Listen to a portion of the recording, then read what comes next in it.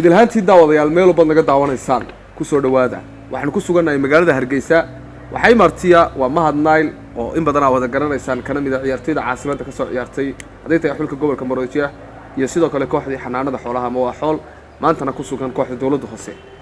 Mahad ayaanu walwaraysigan kooban wax xaalado badan isku weydaarsan doonaa ugu horeyn Mahad Nile tani waa markii koobaad malaad kamarad soo hor fadhiisato taariikhda waa markii koobaad baan jeclahay hadana khaldanayn ku soo dhawow daawadayaal badan halkan ka daawanaya kulay dad badani muuqaaga ay aad iyo sawirkaaga ay aad u xiiseynayaan bal ku soo dhawow ugu horeyn halkan aan maanta chance ka suganay sakariya waa ka qaaday walaal oo ku dhawahay taageerayaasha dawladda hoose iyo taageerayaasha khaaska iyo taageerayaasha Maroodijeex inta waa ka salaamay xagan waxaan leeyahay assalaamu calaykum waraxmatullaahi ta'ala wa barakaatuh waa ku dhawahay barnaamijkan waa markii ugu horeysay kamarad soo hor fadhiisatay run ahaantii waa markii ugu horeeyay mana jeclina kamaradii waxa soo hor istaago dadka social media hana meeyi balse way ka fiirsan waday imika inaan soo hor fadhiisto aan soo hor istaago Mahad shalay toole ciyaar adag ba Soomaaliland guud ahaan taariikh bay u ahayd koobka championka taariikh bay u ahayd waa kulankii abid ugu adkaay ee soo maray koobkaas intii uu socday Mahad ahaan iyo ka dawladda ahaan garoonka markay imanayeen dardaarankii macalinka iyo sifiya ku timaadeen bal shucuurtiinu sidee ahayd ka hor kulanka inteedaan garoonka soo galin run ahaantii waa su'aal wacan waa dareemi kartaa kulan weyn buu ahaa kulan ugu weyn gaar ahaan dawladda hoose iyo taageerayaashoodaba waayo waxaan ilaalinay taariikh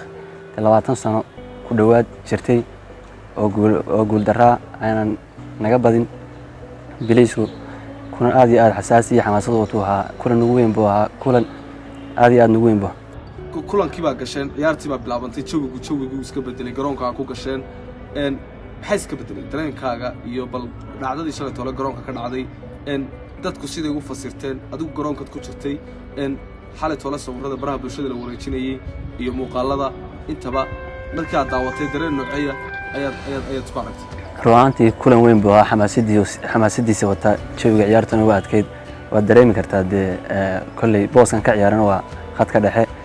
niman asxaabtayda aan isugu dhownahay baan ku loolaminay Cabdiraxmaan kabtan Cabdiraxmaan kaasi Fadhi Ismaaciil nimankii aan iska hornimay ahayn kolley waan siyara jeednay xamaasada kulankan iska wato waxa waan ka raali gelinay asxaabtaydii Cabdiraxmaan Reem isjiirkan shalay isjeednay iyo maamulkayga iyo macallinkayga ma filayn inay tanoo kala dhacayso maantii gaf iyo dareen baa iga dhacay marka ma filayn inaan ku baneeyo booska ciyaartan ku marqo wuxuu 19 in uu kala ciyaaro siroolay marka ciyaarta hayo Cabdi Ciise aanu is dhaafnay marka aan ka gardarnaa kulay aad baan uga raali gelinayaa gafkan shalay kula kacay dhammaan shacabweynaha Soomaaliland bahda sportiska wasaaradda xiriirka aad baan ficilkii shalay barta ka dhacay uga raali gelinayaa wax khaldan oo filaya inuu wax khaldan ahaa taas ay ugu noqotay kadis iyo gaf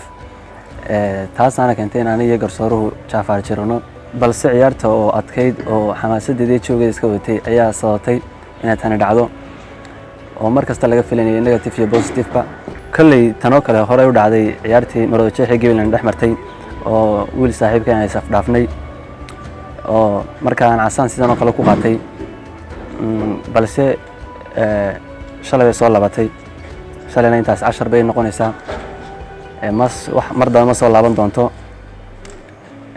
kallay jawiga xamaasadii ciyaartun baa iska watay kuleylka asxaabtaydan aad iyo aad mar labaad mar saddexaad oo ka raali gelinaya kabtan Cabdiraxmaan koow ka yahay nimankii aan shalay khalad kula kacay dhammaantood maamulkaygii aan boos ku baneeyay tiimkii dawladda oo boos ku baneeyay macallinka Maxamuud Dirdaba maamulka dawladda hoose dhammaantood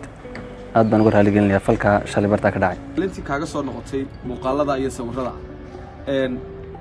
sidee ayaad u aragtay markii dambe adigu aad dib isu daawatay walow shalay toole wixii garoonka ka dhacay markaad aragtay dareenkaagu sidee buu noqday falcelintaasi maxaad adigu ka soo la qaadatay falcelintiisa kaliya Facebook-ana waad arkaysay ilaa xalay baraha bulshada la saddex yaacay ee ahayd Maroodijeex burcay ka daba timi kolley